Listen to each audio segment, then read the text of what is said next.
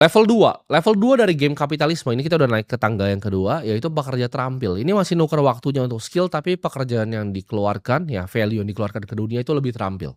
Level 2 ini punya skill, ya seperti desain, seperti coding, seperti consulting. Mereka dibayar memang rate-nya lebih tinggi, tapi masih menukar waktu yang mereka punya untuk uang. Contoh apa aja sih ini? Ya, freelancer tuh masih masuk. Ya, walaupun lu kerja untuk diri lu sendiri, freelance ya kan, lu konsultan, ya lu desainer, itu masih masuk. Mereka ini bisa melihat yang namanya tangga korporat. Mereka bisa melihat yang namanya tangga kapitalisme ke depan, ya. Kalau yang level 1 ini mereka jadi office boy, mereka ngelinting rokok dari umur 20 sampai 60 akan ngelinting rokok, matinya ngelinting rokok. Sedangkan pekerja terampil ini mereka bisa ada ladder-nya, ya. Ketika mereka jadi teller, mereka bisa naik ke atas jadi manajer, ya, entar bisa jadi kepala cabang, bisa kerja di head office, mereka bisa jadi direksi nantinya, direktur operasional, lalu direktur utama. Ini mereka bisa lihat tangganya, ya. Ketika consulting lagi masih intern, ya kan, awal-awal mulai, lalu bisa naik nanti jadi senior partner, jadi general partner. Ini mereka ada tangganya untuk naik. Dan ini beragam, ada yang income dari 10 juta per bulan, pekerja terampil tuh ada yang juga sampai ratusan juta per bulan, sampai miliaran per bulan. Pendapatan memang lebih tinggi, tapi ya pekerja terampil ini jam kerjanya lebih banyak.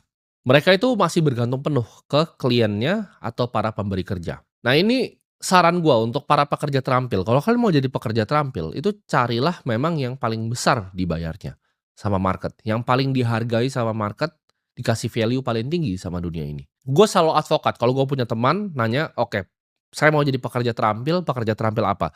Gue akan kasih langsung 2 industri, satu adalah finansial ya, finance, yang kedua adalah engineer. Ya, ini bisa teknologi, bisa mekatronika, bisa robotik, engineer, ya. Antara lu jadi orang finance atau jadi engineer. Kenapa? Karena ini clear ya, gajinya langsung besar di depan. Engineer itu akan sangat berguna ya ketika dunia ini akan transisi dari energi lama ke energi yang terbarukan, energi baru. Ini banyak sekali ya, seperti geothermal, seperti solar. Solar itu akan pakai engineer banyak sekali. Pasti akan dipakai, pasti ada kegunaannya di bumi ini. Sedangkan finance kalau lu bisa masuk ke dalam namanya high finance itu besar sekali uangnya.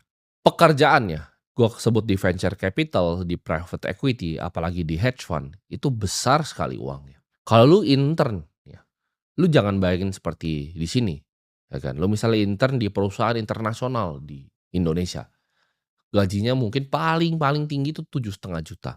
Kalian tahu gaji tahunannya kalau kalian intern di hedge fund seperti Jane Street? Jawaban $250.000. Itu starting salary-nya. Gaji awalnya tuh